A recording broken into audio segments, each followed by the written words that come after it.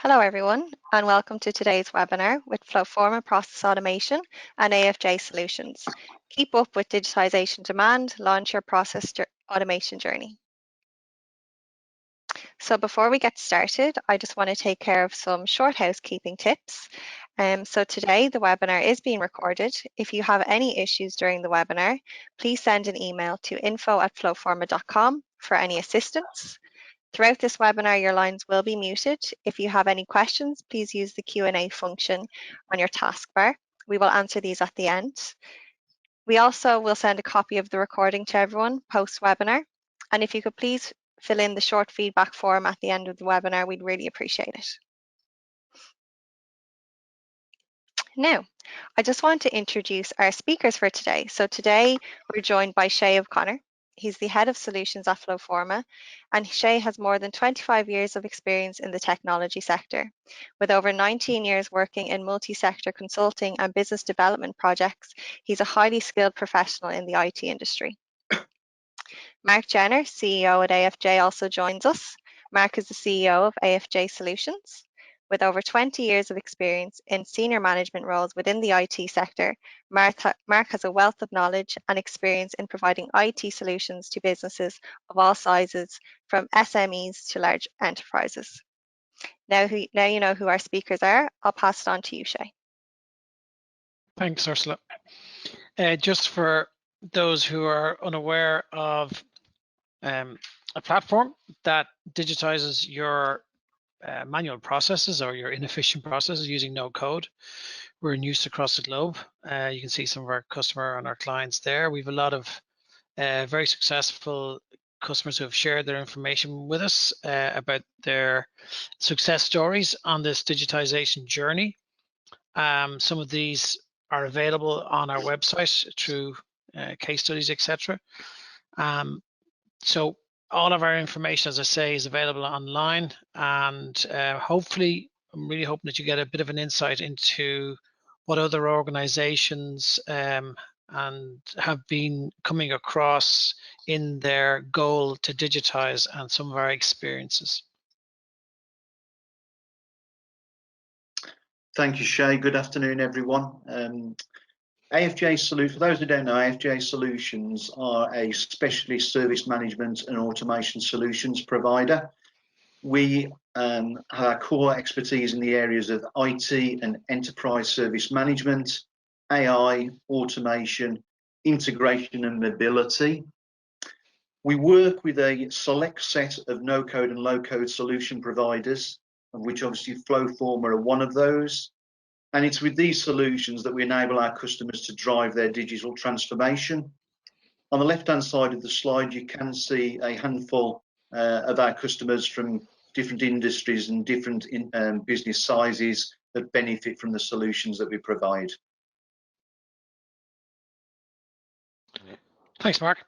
So just to kick things off, there's a lot of organizations who are looking into digitization at the moment, and they have all come to ourselves, between ourselves and AFJ, they've all come with at differing levels of their journey, and with surprisingly, well, or unsurprisingly to a lot of you, they're all have different reasons for looking at digitization and have different priorities.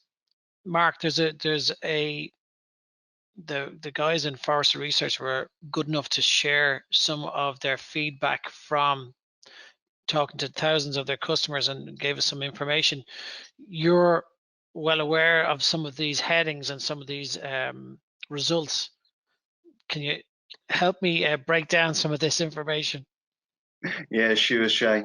So yeah, I think I'm probably almost going to start from the second bullet point really there, because there's no doubt the last 12 months have been unprecedented for every business. There's been dramatic changes in the way we work, and of course that's been at the forefront of everybody's minds and at the forefront really of what we are talking about today. The challenges of the last 12 months really mean that businesses have had to, put together some very powerful responses to the challenges that they've got.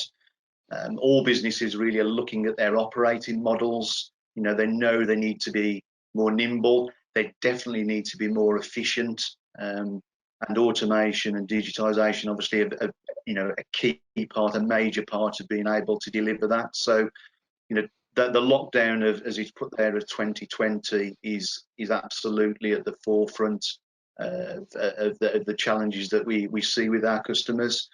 You can add to that as well, though, because of the some of those dependencies at the top there with paper and spreadsheets, and we're going to talk a little more about those later on, that people weren't really, in many cases, geared up for the needs of the pandemic, for working remotely, and because of that, we see a lot of broken processes, and we also see a lot of sticking plasters at the moment, where people have had to do things in the last 12 months just to get by, but certainly they need to put more long-term solutions in place for digitising their processes and improving them, throughout their organisations. I mean, what sort of things have you seen particularly, Shay, yourself? Yeah, so it's funny. I'm looking at the stats there that are up in the top right-hand corner. They're basically saying that 77% of businesses have either got some or all of their process still managed in the inbox and the spreadsheet, etc. We come across a lot of that with the organizations that are contacting us. They basically have come to the point where some of their core processes are, as you say, or you term it, broken. So that there's a sort of a disjointed view of how tasks, etc., are progressing because of that over reliance, even on pieces of the process on your inbox or Excel sheets, etc. And it was funny that the Forrester guys basically said, if you've got a piece of paper in your process, you can consider it broken in some shape or form. And it's funny you're saying, Mark, that they're putting sticky plasters on. So you're finding that, okay, a lot of people are using the ability to have conference calls and so on. And I know we're all kind of sick of the online calls compared to being out and about. But the reality is that's the sticking plaster where people are, well, it's one of them, where people are trying to talk to their colleagues and basically say, did you get that? Where are you with this? Instead of it being fully visible and not having to go on extra calls. We'd all love to minimize those. So the drive used to be, can I minimize the emails into my inbox? We now have another one. Can we minimize the calls? So can I have those questions answered easily just by looking at my dashboard, that sort of thing? Yeah, absolutely. I mean, that's very much what we're seeing, Shay. The calls, as you say, that use of paper is still very, very prevalent in many of these processes, and those documents have then got to be emailed, scanned across, etc. And all of these are very prone to error. They're time consuming. There's lots of challenges with that, and that's why we use the term. They are very much sticking plaster solutions at the moment. And many of the customers we're talking to at this moment in time know they need long-term, sustainable processes that make the business agile, that the business can build upon and will enable them to, stay competitive as organisations. Yeah. Just, I'd like to just take a little pause here, guys. Would hopefully make sense. We're going to start a poll to see, has your organization, what have you faced broken processes since the start of the pandemic? And again, it's just our independent view. Take a couple of seconds, independent view to see, get feedback compared to the Forrester analysis. We'll just give you another couple of moments on that. And yeah, if you've got it done now. So here are the results. Yeah, absolutely. So interesting, Shay. 75% have said they faced broken promises. 25% have said no broken processes. So a significant proportion of people have seen this. So that would align with what Forrester were saying, that it is quite significant, the reality of the processes and the breakdown. Yeah, absolutely. So what would you say are the primary focus areas for improvement that you're seeing with clients today, Shay? Yeah, so again, luckily enough, we have people doing the work for us at the other end, with Forrester getting onto this analysis of the thousands of customers. And we would have seen a lot of this analysis, the pre-COVID piece, where industries and customers were very much focused on just digitizing. So they weren't really concerned, say, about what the cost, or at least they weren't saying they were concerned about it at the time. So I know it's hard to imagine back, but when you look back, a year and a half ago, organizations were basically going, we need to digitize. They were quite slow about it, I have to say, as in there was a very measured view about how this would be attacked. And again, I don't like saying slow, but measured is probably a better description. And in some cases, some organizations out there might say, well, our guys are a little bit slow about it. So, but some of the analysis that came out straight off the bat, as you can see here, very evident. Most of the areas are quite consistent. So there still is that desire to accelerate, digital business transformation. All of these lovely terms and categories are still very relevant. There's a slight dip in the improved customer experience. Now, the only way I've seen that, and this will reflect in sort of companies' approach when COVID kicked in and the whole pandemic, businesses sort of changed in their attitude quite abruptly. It was a sort, I don't like saying survival, but it was a making sure we stay in business attitude. So it was a case of, we got to focus here on making sure what we're doing is still relevant, and we are going to, still be good at the end of all of this. Now, cost reduction came in there big time. It absolutely became one of the primary focuses. Well, I'll say one of the I have to say, when we were, and I don't know, Mark, when you're dealing with clients, the question of cost sort of came in pretty quickly. Like, how is this going to impact me? I really want to digitize, but how am I going to get hit with this? What way is, and it's funny, it was always an immediate impact. So what is going to hit me now this year? How's it going to hit me? And they didn't make a big analysis on what's going to happen down the tracks. And it was just an important adjustment. And Mark, I don't know, like, you obviously deal with a good few elements of this, a lot of software and a lot of platforms. What was your finding in regards to in the last sort of year and a half? Yes, well, I think particularly, Shay, that I would say exactly the same as you've described there across all of the platforms that you've just mentioned there. We've seen exactly the same trends. Cost is always a consideration for every customer, but it has come to the forefront of every discussion really that we have now. People are focused on, cost saving. Going back again to those operating models that we touched on before, people know they need to be more efficient going forward now. It very much has driven the digital transformation message that you mentioned earlier on this slide, that was taking, it was moving, but it was at a slower rate. And there's no doubt the pandemic has accelerated that. And of course, one of the benefits of digital transformation should be that you benefit from an improved operating model and cost efficiencies that come with that. And so we see the cost reduction message in all ways, really. We see it at the front of the process of discussion, that people know that they need to keep budget under control this year, because many companies have budgeted accordingly. We are in the middle of a pandemic, so they know they need digital solutions, but they also need to know they're getting value from them. So we have a lot of focus on time to value. People are interested in solutions that are going to bring value quickly to the organisation, that they can then demonstrate to the organisation, and therefore that becomes a platform that they can build upon. But we also have the elements of cost reduction in the longer term as well, where people want to see that these solutions are going to exponentially, as the business grows, that these solutions actually will get, the cost savings will grow further. And not that we're going to have to still exponentially grow our IT teams or other functions just as we grow. We want to see that we're going to get cost savings today and greater cost savings in the future from the benefits of automation. And that's always very much at the forefront of what people want to know. We don't expect home working to go away. We do expect areas from our research such as hybrid working to become more prevalent once the pandemic is over. So that customer experience and what we're providing is still very important.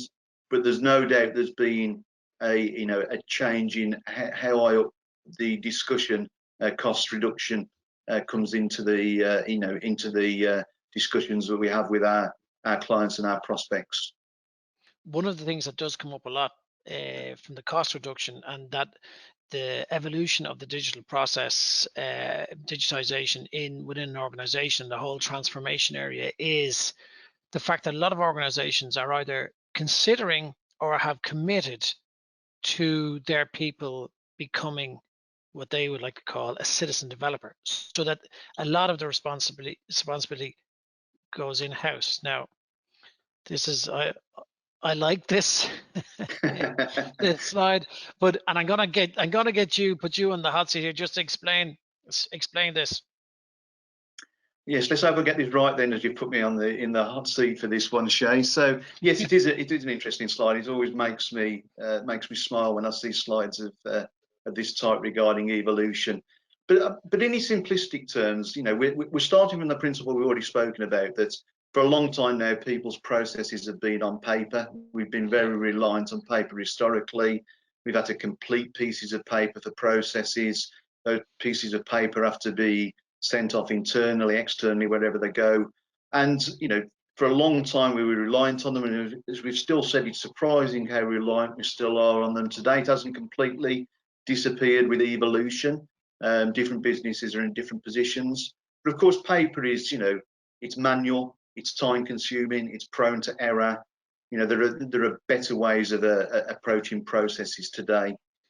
You sort of move on then to the middle part of that evolution there. And this really came about where desktops and laptops became available to the workforce, and packages such as Microsoft Office became available. And all of a sudden we had this set of solutions that were available to us, that enabled people to more easily work with information. They could share that information a little more easily. They could do better document production, document reproduction, etc. All these things were dramatically improved as we brought into the PCs and laptops into our workforce. However, now as we move forward, of course, today we have things such as mobiles, which brings the whole digital workplace of many people onto their mobile, onto their phone. And what this does, it drives that demand. I used a term like, to somebody the other day, that the demand for applications and processes being digitized has just rocketed. And that's the challenge today for IT departments, IT developers, is that they can't keep up with the traditional tools, with the demand that businesses want. And again, the pandemic is driving more of that, with this increased demand for digitization. And this is where the citizen developer really comes in. We now have this term citizen developer. With the new application platforms that are available, it enables other people within the business to become an extension. It enables them to augment the IT department with people that can build processes quickly, build applications quickly, and start to deliver more of that digitization demand to the business. So this really is, it is a relatively new term that we use in citizen development. Probably new to some people who are on the webinar today, but we're seeing this as more and more of an important component in delivering digitization. And I'm sure, Shay, that if you could maybe explain a little bit more about the platforms that are available to people today that enable citizen developers to augment their IT departments. There's a lovely range out there at the moment, and anybody who is venturing into this area now, they really have a good choice, but they have to work out what they want. So that might sound a bit simplistic, but quite often the instruction is we need to digitize, or we need to grasp this whole digital innovation area, and we need to get going. Come on, let's evaluate systems. But you need to ask yourselves a few questions before that. So a couple of them, like, who wants to be the owners here? So do you want your own organization to be the owners? Do you want to have professional services done within your organization? So in other words, do you have coding expertise? So there've always been systems out there, and we all know them very well, coding systems that are available. They are long project cycles, that sort of thing. Now we're in a realm where we have platforms that can allow us get a return a lot faster by utilizing either low code or no code. Now, the reality is that there is a big gap between these two, which is now being recognized because we're being lumped together at one stage. And it basically boils down to whether or not you do want to have that internal responsibility for coding, because low code doesn't mean that every single process that you create, for example, is always low code. The more complex ones require more coding. The really simple ones require very little coding. So on average, it comes out as low code, but there is a huge reality that the complex ones do actually need serious skill sets and serious coding. So if you're in an environment or an organization that has plenty of developers and so on the books, and you don't have any issue with your project life cycles and so on, then you can consider the low code ones in the same vein as you would the no code ones. The no code ones actually allow you to bring in business developers and the citizen innovators that we talked about earlier on as part of your team to digitize. Now, we have seen organizations who have done both. So they've basically gone in the low code route as well as no code. And the reason for that is that when the digitization starts, the appetite to get digitized per, say, department or business area increases significantly. And people say, well, if these guys have this digitized, why can't we? Why can't we have these documents digitized automatically?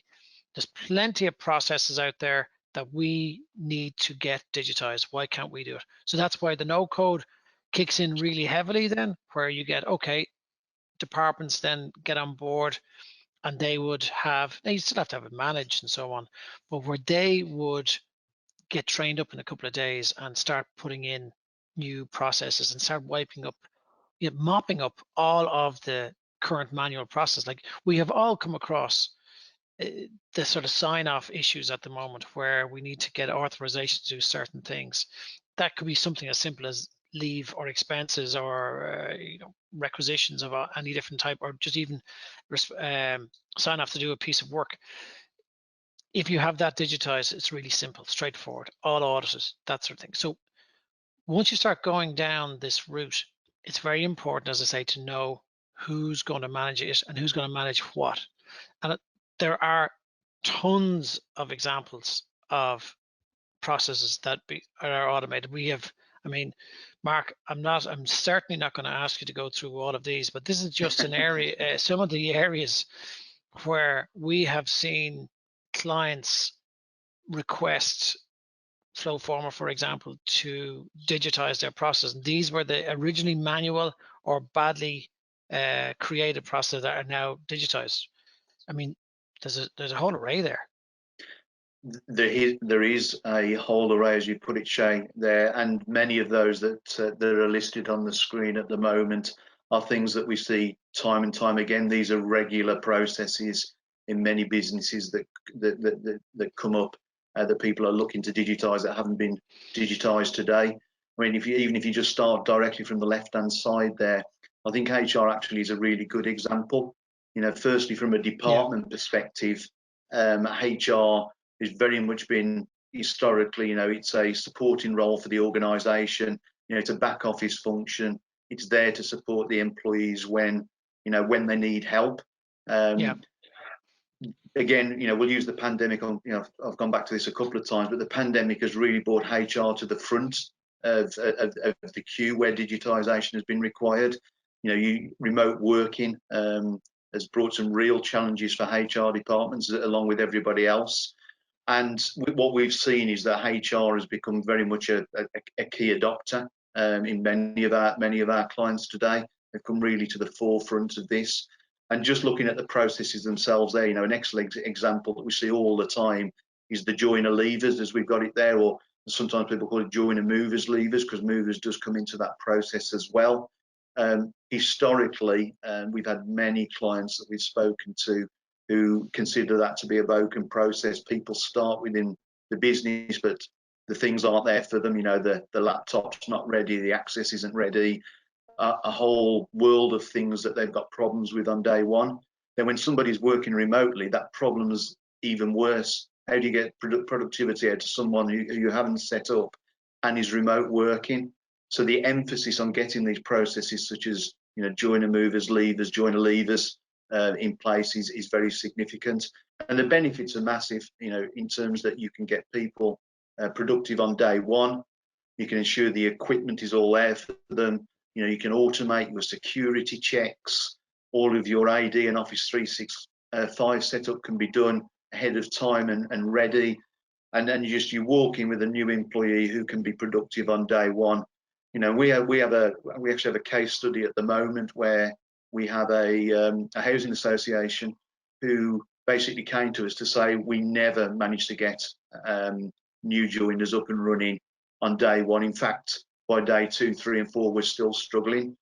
We put a joiner movers levers process in place for them, and they came back to me several months later and just told me how delighted they were that since the process is in place, because they monitored it very closely, 100% of their new starters were working and were productive on day one. Wow. So these things are very, very important to organisations, improve productivity, and I say even more emphasis on them with remote working now. I'm sure you've got a few on that list yourself that you've seen time and time. Well, some just stand out for me there, and I'm not going to go into any detail, but it's funny, when I'm looking at the customer service end of things, the client onboarding, client engagement, etc., there's been a drive more recently for those who are even a little bit more advanced on their digital journey, is the inclusion of the third parties. So they feel comfortable that they can create their internal processes, but they actually now want to start looking at it, including externals, and that's become quite important to them. But just, I suppose at this stage, we kind of know the scene. We've set the scene. And it's important for organizations actually to know that they are not alone in all of this, as in lots of organizations are facing this. Yeah. So what would your tips for adoption be, Shay, from the organizations that you've worked with? Yeah, so it's funny, again, it's down to the fact of considering this a journey, that it's not just sort of historically, people would have just bought a finance system or bought it and let's just apply, let's get going, and up we go. And but now it's a case of you have to consider it's a journey, just like manual and paper processes were journeys, and it was always evolving. This is going to be a journey that's going to ever evolve. So what you actually need is a driver in the background. You need to have a sponsor, so a support at a high level within the organization that goes, listen, we're going to keep our business rolling here really well, and digitization is the way forward. And there can be adoption bumps that'll occur. You have to be aware, and it's everybody who's on the call will understand that systems will come into an organization and there will be adoption, not say difficulties, but hiccups. Some people might like it, some people won't. You're going to get a percentage who don't like change. So you need to have, that's why the support from a high level is important, because it needs to have that drive that this is not just a short trip, it's a full journey.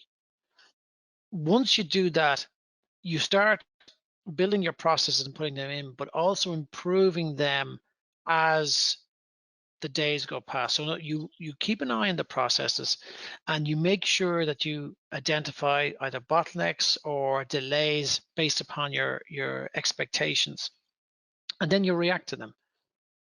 The great thing about that is that the employees, or those that are using the systems, will get a good feedback from the fact that their feedback has been listened to, and systems have been adjusted accordingly. Also for the whole organization to see your organization digitizing, you're planning for the future.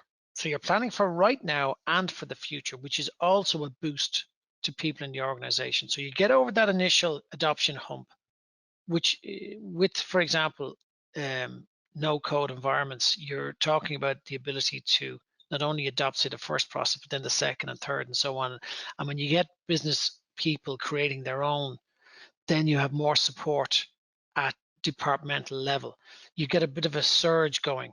So as I say, get somebody in charge, a sponsor, and we sometimes call it a champion, to support the whole endeavor. Make sure you react to the changes that are required, and then keep an eye on the process, because the old way of, hey, we're doing it this way because it's always been done this way, you don't have to stick to that, because you can get results from your processes and you can actually adapt and move on and evolve the whole area of your business. Now, just on that, we have, it's a really good example here with Liverpool School of Tropical Medicine. Now, and we have a use case on this on our website. Now, Liverpool School of Tropical Medicine, they started with one process, which was travel authorization. And as you can imagine, tropical medicine, now, and by the way, they're very busy at the moment, but tropical medicine brings you to far off different places, so that their travel requests was quite complicated. So that went in as the first process because that was their obvious one, their obvious process, that if that was digitized, it would help to no end in regards to visibility of what people need to do across the board within the group. But they got people trained up, and they, after 2 years, they had something like 60 processes created between their business users. And now they are 3.5 years into their journey. And I'm sure there's a lot of organizations which is they were 3.5 years into their journey, but they have over 120. The last time we talked was over 125 processes digitized. They say they have and are quite, I'll say, comfortable saying that they have a paperless finance department, and they're the first organization I've ever heard who has said that. That they've got a paperless department. I'm sure, Mark, you haven't come across too many paperless departments and organizations, have you? No, that's very much the goal for many organisations, but I wouldn't say too many have reached that at the moment that I've come across, Shay. So that, I mean, that is a fantastic achievement by them, and to I think it's at 125 then processes now that they've converted. I mean, that's fantastic. But what that does show is, they've obviously followed what you've said there in terms of adoption. That's always obviously key to being successful with this. This isn't one I obviously had any involvement in, but I would imagine that they'd successfully put together a roadmap for what they wanted to do. They knew the journey that they were on, and they've got those and developed them in a genuinely agile way by the look of that, to achieve that many processes that swiftly. And that's a really good example of what can be done. With, as you said earlier, no code solutions.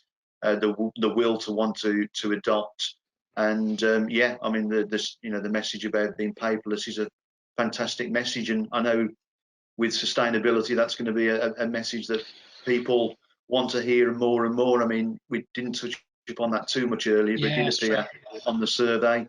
And for all we said about cost saving earlier, it is surprising when you're still talking cost saving that actually sustainability is discussed a lot at this moment in time, and that's despite a pandemic and despite cost saving. So I only see that coming more and more to the fore as we move forward.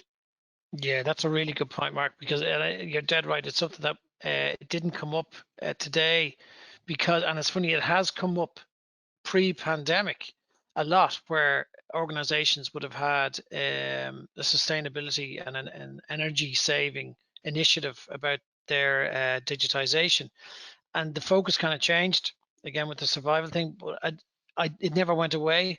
And I think now when you start getting more comfortable with the fact that you can digitize, you go, right, we're actually gonna, hey, this is it's all our responsibility here. you know, we're going to start getting stuck into sustainability. I think it's a great point. Yeah. No, and it is a great opportunity. It really does enable you to go on that sustainability journey. So Yeah. it's an excellent point. I'm just going to, so I'm going to do a really quick creation of a process just to give you an idea about what a citizen developer can do. And I mean, it's going to be quick. So this is just a demo environment I have here. And what I'm going to do is I'm going to create a new process. I just want to show you how kind of quickly organizations can do it. So if I want to create a new process flow, and this is just a demo environment that I have here, and I'm going to call it just new initiative. Okay, I'll just keep new initiative. I'm going to make myself the owner. Okay, new initiative. Okay, so I'm just going to save that. Now what it does is just creates this environment. So here's my environment for creating a process. What I'm going to do is I'm going to actually, instead of what you tend to do is put in, so we would describe how can I create processes. If you can document a process, as in write down the steps, what the data you want to deal with, what rules will govern the use of that data, etc., and the process, then you can create it in FlowForma. Here, what I'm going to do is I'm going to pop in with it, instead of putting in a new step, I'm going to add an existing step. So I'm going to reuse something I've done before, because I know I have got some items here. So this would have been steps that I would have done before. So initial, say, request. So because everything is reusable in FlowForma. So here I'm bringing in, already got all these steps. And it's basically for hiring of a new employee or employees. I'm going to give it, say, 2 sign-offs, and I'll just create those from scratch. So we'll say manager sign off, and actually what I'll do is I'm going to create a new step for that now. So I'll go a new step for that. I'm going to make it just, yeah. So we've got a manager sign off. And do save that, and put one more in, and we'll call it, say, finance director sign off. Now I'm going to make this really quick, so I'm not going to put in too much information here. So I'm just going to have add a question here, and I'm going to say approved.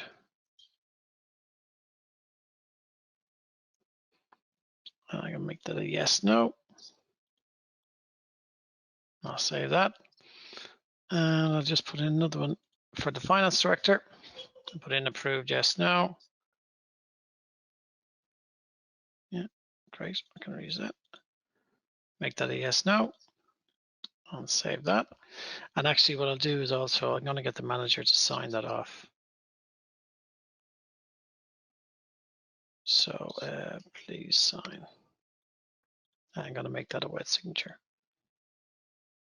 Now, the thing about getting something digitized is that you should only ever do something once. So all your documents should be created out of this. Any updates to databases will come out of this. So it's important to always make sure that no duplication of work is done or is required. And what I'll do is I'm actually going to repeat these. So I'm going to put that into manager sign off, and just for information purposes. So they'll appear there. I'll move that down there. Okay. Now I'm not going to be making this fancy. You can decide to make it fancy, but I'm not going to make it fancy. And this one. And go. So here are my steps, and here is my information gathering.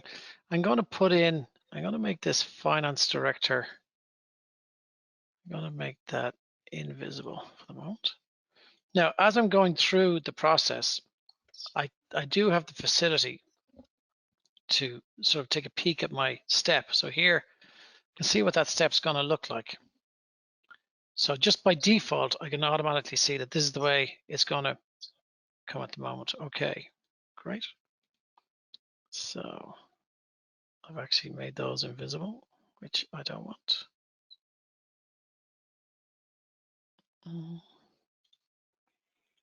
Okay, if I want to see what this one looks like. So what will the manager sign off look like when they receive it? So it's going to look something like this. Okay. All right. I'm going to put a rule in here. And I'm basically going to put here a rule about the total budget needed.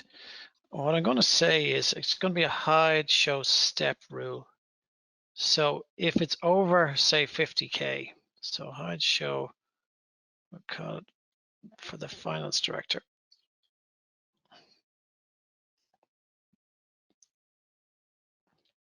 And I'm going to change, what are my conditions for this rule? So here I'm going to say, if that budget, I'm thinking if that budget is greater than, let's say, 50,000.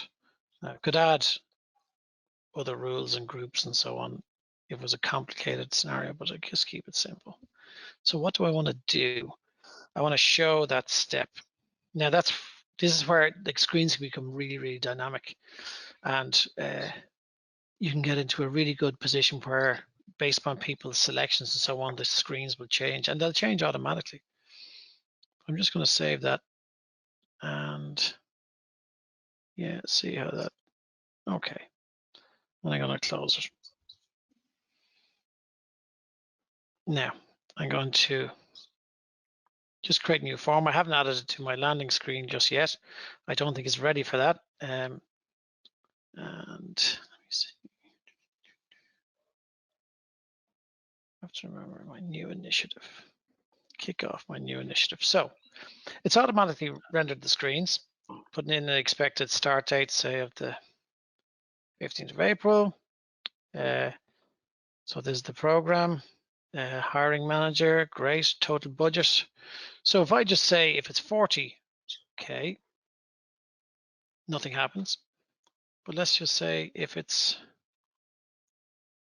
2001, automatically the finance director is required. When I submit that step, it'll pop in. So the manager will receive their step in the process. They'll get a notification. If they can pop back to see the previous information, and they can say, right, approved, yes or no. If I say yes, might want to sign it off. This is automatically rendered for the mobile as well. I submit that. I have to save that. So there's all validation throughout as well. And if I pop, now that goes to the finance director again, they can go back and put their sign off. Now that's a really simple process just from a sign off point of view. Again, just reusing some of the components.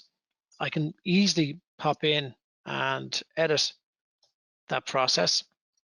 So I have a lot of processes there, again, a demo environment. But so here I can decide if I want to edit anything. So here I actually had those two as they should be visible. And they were, again, reusable. So I'll just make that one visible, that one visible. Yeah, there we go.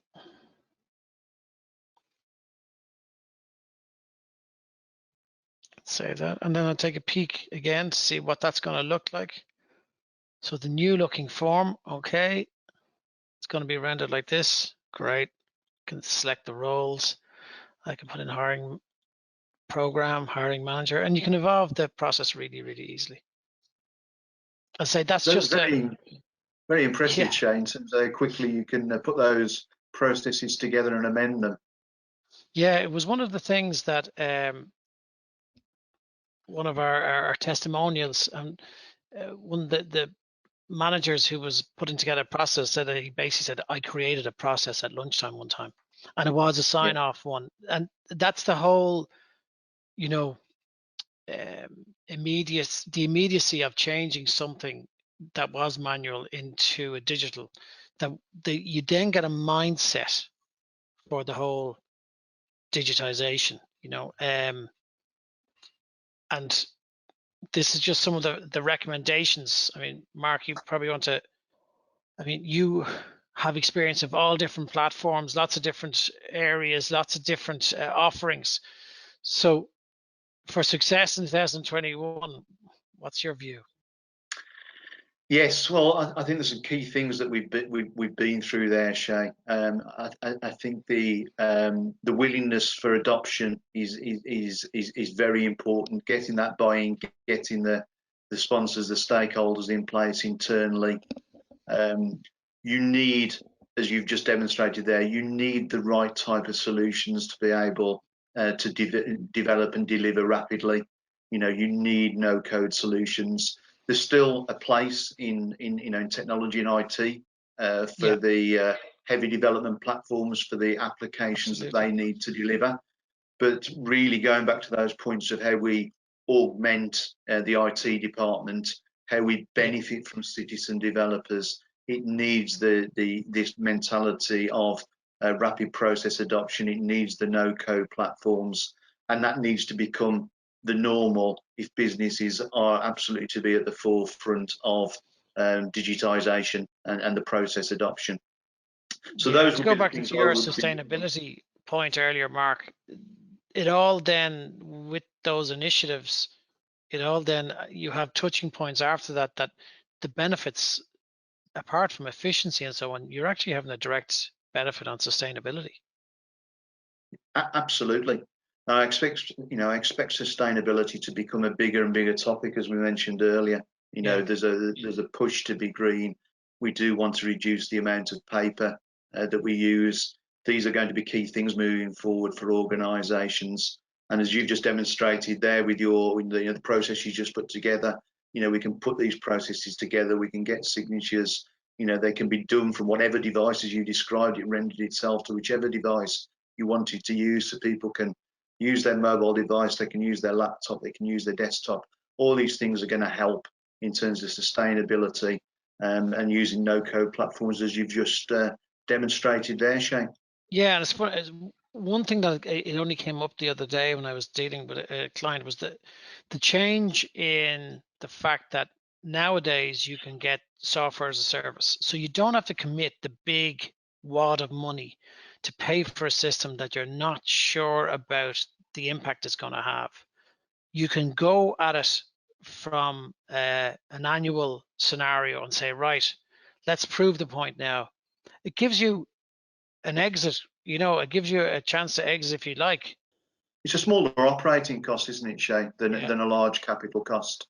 And again, with the tools and being able to use resources internally, you're significantly reducing the need for too many additional services from outside providers. You know, of course, those are still available to people that want them, but you can really start to become a lot more self-sufficient and drive that forward internally, rather again than being reliant on external resources to push these processes forward. So lots of benefits in those areas as well. I think Ursula's going to kill us because we've probably gone over our time. Ursula, sorry, there's probably been questions that have been asked while we're talking away between ourselves. That's no problem. I think your chat was great, and there are a few questions that you guys might like to answer now. So I've just jotted a few ones down. This first one here, Mark, you might take it. So Jane here is asking, how do organizations and citizen developers work alongside IT when trying to implement a no-code solution? Yeah, that's actually a really good and a very important question as well, because operationally these things, you know, departments need to work together, the business needs to work as a whole to be successful. So, you know, using no-code platforms and citizen developers should not be something that's completely separate to IT. I think I've said a couple of times it should augment IT. So very much it should work with the IT department, with the leaders within IT in terms of its portfolio, what it needs to work on. There's a governance there that should still come from IT, but what it then really gives the business is the ability that it's extending its IT capability significantly with the use of the no-code platform, with the use of the citizen developers. And I say it allows the technical IT team to focus on what they really need to be doing today, let's say with the more technical products they've still got within the business, whilst delivering the roadmap that they've probably had for some time, but not historically had the tools to deliver alongside. I know the example that Shay gave about the 125 processes earlier.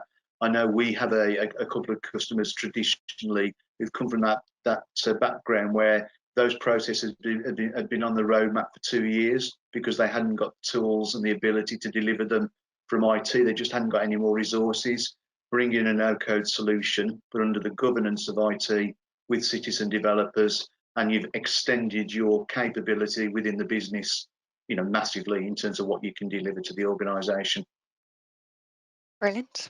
Yeah, I think that's great. Spot on. Shay, you might take this next one then.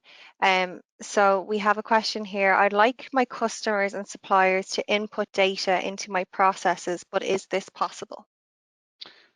Okay, so I mean, the quickest answer there is IT technology. Yeah, it's possible, but it depends, I think, on what you're trying to do, and unfortunately, how much you're trying to spend or willing to spend.